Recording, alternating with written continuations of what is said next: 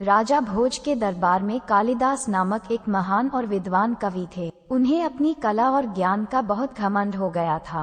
प्राचीन काल में यात्रा करने के लिए रेल अथवा बस जैसे कोई साधन नहीं होते थे। अधिकतर लोग एक गांव से दूसरे गांव जाने के लिए पैदल ही यात्रा करते थे। एक बार कवि कालिदास भी यात्रा पर निकले। मार्ग में उन्हें बहुत प्यास लगी।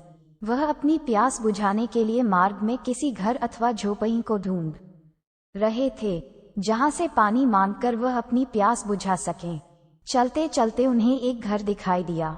उस घर के सामने पहुंचकर कालिदास जी बोले, माते, कोई है? मैं बहुत प्यासा हूँ, थोड़ा पानी पिला दीजिए, आपका भला होगा। उस घर से एक माताजी बाहर आई और बोली, मैं तो तुम्हें जानती भी नहीं, तुम पहले अपना परिचय दो, उसके बाद मैं तुमको पानी अवश्य पिला दूंगी। कालिदास जी बोले, माते, मैं एक पथिक हूँ, कृपया अब पानी पिला दें। वह माताजी बोली, तुम पथिक कैसे हो सकते हो?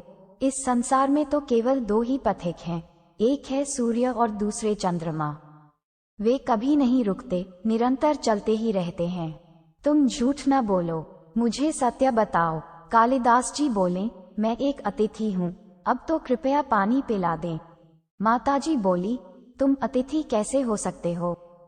इस संसार में केवल दो ही अतिथि हैं, पहला है धन और दूसरा है यौवन। इन्हें जाने में समय नहीं लगता। अब सत्य बताओ, तुम कौन हो? कालिदास जी प्यास के कारण और तर्क से पराजित होकर हताश हो चुके थे। जैसे तैसे करके वह बोले, मैं सहनशील हूँ, अब तो आप पानी पिला दें। माताजी बोली, तुम पुनः झूठ बोल रहे हो, सहनशील तो केवल दो ही हैं, एक है धरती जो कि पापी और पुण्यवान सबका भार सहन करती है। धरती की छाती चीरकर बीज बो देने पर भी वह अनाज के भंडार देती है। दूसरे सहनशील हैं पेड़, जिनको पत्थर मारो तो भी मीठे फल देते हैं। तुम सहनशील नहीं हो, सच बताओ, तुम कौन हो? कालिदास जी अब मूर्छा की स्थिति में आ गए और बोले, मैं एक हठी हूँ। माताजी बोली, क्यों असत्य पर असत्य बोलते जा रहे हो? संसार में हठी तो केवल दो ही हैं, पहला है नख और दूसरे हैं केश अर्थात बाल। उन्हें कितना भी काटो वे पुनः निकल आते हैं। अब सच बताओ, तुम कौन हो? अब कालिदास जी पुनर्तः पराजित और अपमानित हो चुके थे। वे बोले, मैं मूर्ख हूँ। माताजी बोली, तुम मूर्ख कैसे हो सकते हो?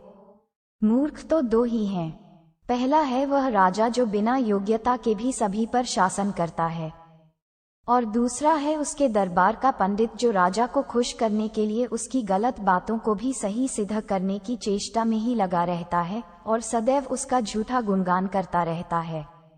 अब कालिदास जी लगभग मूर्छित होकर उन माताजी के चरणों में गिर पड़े और पानी की याचना करने लगे, गिड़गिड़ाने लगे। माताजी ने कहा, उठो वत्स।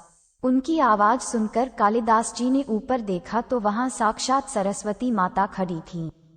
कालिदास जी ने उनके चरणों में पुनः नमस्कार किया।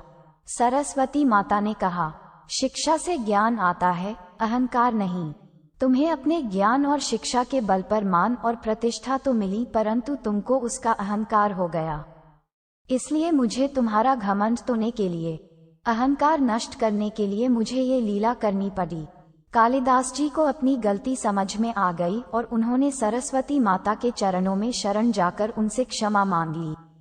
माता सरस्वती ने उन्हें आशीर्वाद दिया।